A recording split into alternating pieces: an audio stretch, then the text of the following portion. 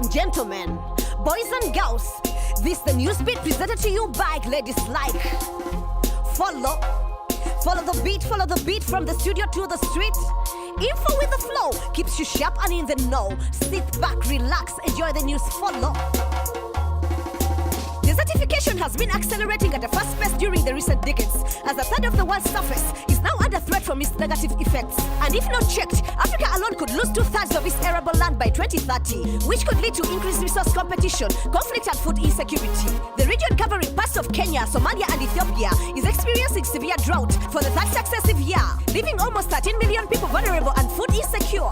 Climate change has also aggravated desertification in many parts of the African continent, as the rains have become more unpredictable and the droughts more frequent. However, whereas most African countries have struggled to control desertification, Ethiopia's Tigray region has managed to combat it with distinction. From 1991, the Tigray government mobilized villages to volunteer and build irrigation projects, terraces and stone walls for at least 20 days a year. At least 90 million tons of rock and soil have since been moved by the local residents by hand to restore the landscape on over 1 million hectares of land. As a result, this has managed to immensely improve the soil and water conservation, as well as the ability to grow food and the incomes of the local population. The Tigray Land Restoration Project emerged as the winner at this year's Gold Future Policy Awards, which rewards the world's best policies to combat desertification and improve fertility of dry lands. Hey! Where did you buy that shirt? At the market stand. You know where they sell second hand. I'm holding it. This clothes might soon be banned. In 2016, the East African community wanted to revamp the local textile industry by imposing a ban on used clothes from the West and help domestic textile workers who are jobless. President Museveni also feels the time is right for Uganda to step into the light of the garments market and produce its own assets. But American firms that export used clothes are firm and against closed market doors. They put the US trade representative under pressure to make sure they can reassure their position in the industry. They want to ship to every country. Last year, shipping clothes to Rwanda, Tanzania, and Uganda resulted in $281 million. As a comparison, Rwanda, Uganda, and Tanzania exported clothes to the US for only $43 million. The USTR will now have a hearing, and maybe trade benefits will be disappearing for Uganda, Rwanda, and Tanzania. AGOA is the African Growth and Opportunity Act that allows some African countries to export garments to the US. Duty-free, Kenya already felt the heat and it doesn't want to be defeated over a clothes ban, so they will do what they can to keep the AGOA treatment. But even AGOA, there are some strings attached. African countries have to adapt to the US global market vision and face strict regulation. Let's see what the US will decide.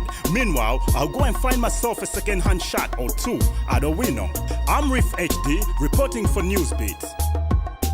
Martha Nakato is a bona fide beauty queen. She was crowned Miss Y Plus in 2016, but the path to the crown was far from a dream. It all changed when she was just 15.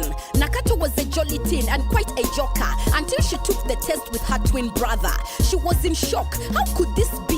How could she be a virgin living with HIV? She felt like a corpse, lost in the trauma. Her spirit was sucked by the endless stigma. She tried to take her life, no longer be Nakato. Her condition got her expelled from Nabingo. Just when she thought everything was lost, she saw a glimmer of hope in a Facebook post. It was an HIV beauty queen and king pageant. Nakato realized that this could be her moment. She joined the bootcamp and the competitions, emerging as Miss Y Plus for the Central Region. At the grand finale, she took the Miss Y Plus crown. Her illness and the stigma could not keep her down. She did more than become Miss Y Plus 2016. She won back her self-worth and self-esteem. Now Nakato is an advocate for youth with HIV, an example of their inner and outer beauty. From nobody to somebody, Nakato tells her story. She shares this message in every community. Although HIV/AIDS has killed many people, the stigma they suffer is more lethal. I'm MC Yala, reporting for Newsbeat.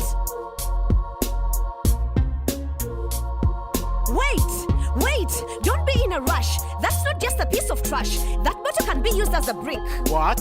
Is this some kind of a trick? No, it's a piece of an eco-friendly solution to the problems of piled up plastic pollution and the lack of housing for the population. Who's behind this bizarre technology? The Social Innovation Academy. They build houses from recycled bottles. These guys really know how to hustle. They got the idea from a German architect who developed the method of ecotech, where plastic bottles are used as bricks to make houses, latrines and water tanks. This technology was tested in South America. It reached Nigeria, Uganda and even India. Well, at first, I thought this was a bit cycle. But I get it, it's all about trying to upcycle. Whether you drink Mirinda or Fanta, you have to admit it's a great idea. They say one man's trash is another man's treasure. Your trash may be someone's house in the future. You don't believe me? Then try it for yourself and book a night in the plastic bottle house.